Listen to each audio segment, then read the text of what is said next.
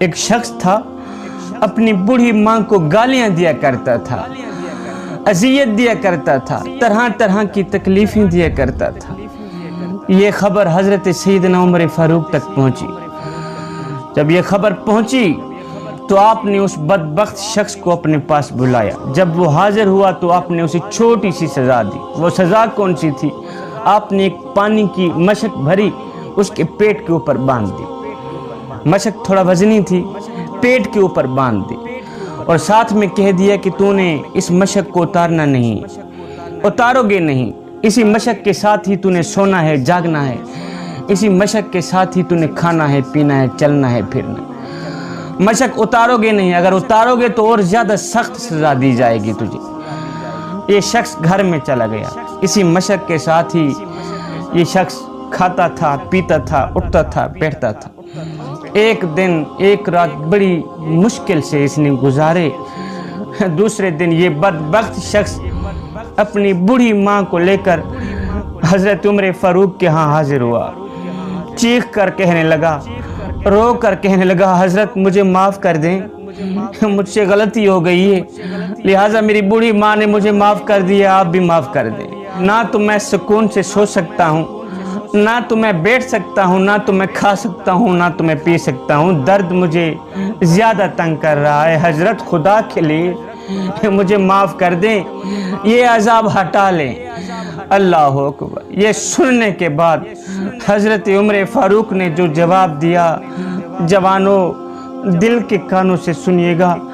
حضرت عمر فاروق رضی اللہ تعالی عنہ نے فرمایا، او نادان، اس بوڑھی ماں نے تجھے پیٹ کے باہر نہیں بلکہ پیٹ کے اندر اتنے ہی وزن میں 9 مہینے تک اٹھا کر رکھا۔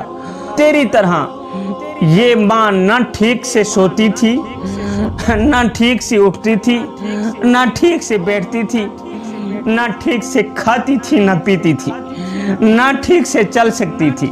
پھر کچھ دن بعد تو نے اسے موت کی سی اذیت دے کر پیدا ہوا۔ اس بڑی ماں نے موت کی پٹی اپنے سر پہ باندھ کے تجھے اس نے پیدا کیا۔ جب تو پیدا ہو گیا 2 سال تک تو اس بوڑھی ماں کا خون پیتا رہا۔ پھر کچھ دن گزرنے کے بعد اس ماں نے اپنے منہ سے نوالا نکالا، تیرے منہ میں ڈالا۔ اللہ اکبر۔ خود بوڑھی ہوتی گئی، تجھے جوان کرتی گئی، خود کمزور ہوتی گئی، تجھے طاقتور کرتی گئی۔ آج تو جوان ہو گیا ہے، تیری ماں بوڑھی ہو گئی ہے۔ آج تو طاقتور ہو گیا ہے، تیری ماں کمزور ہو گئی ہے۔ آج جب تو اپنے پاؤں پہ کھڑا ہوا تو اس کا شکر ادا کرنے کے بجائے گالیاں دیتے ہوئے تجھے شرم نہیں آتی؟ کچھ تو شرم کر میاں، یہ تیری ماں ہے، خدمت نہیں کر سکتا نہ کر، اس کو اذیت تو نہ دے، اس کو تکلیف تو نہ دے، اس بیچاری کو درد تو نہ دے۔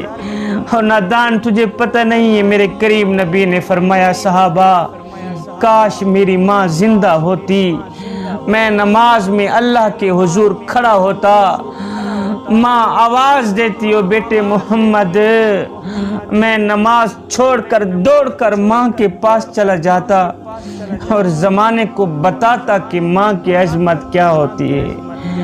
شاہ جی حج مہنگا ہو گیا ہے، کیا کریں؟ میں نے کہا کچھ بھی نہیں کرنا، حج مہنگا ہو گیا ہے۔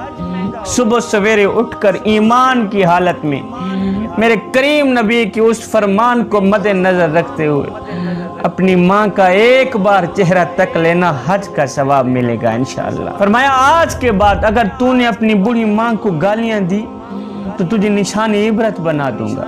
جوانوں، بدبخت ہے وہ شخص جو اپنے والدین کو اذیت دیتا ہے، بدبخت ہے وہ شخص جو اپنے والدین کو ناراض کرنے کی کوشش کرتا ہے۔ صاحب، جب روٹیاں 4 ہوں، کھانے والے 5 ہوں، تب صرف ماں ہی کہتی ہے بیٹا مجھے بھوک نہیں ہے۔ اپنے والدین کو ناراض مت کیا کرو، اپنے والدین کو دکھ نہ دیا کرو۔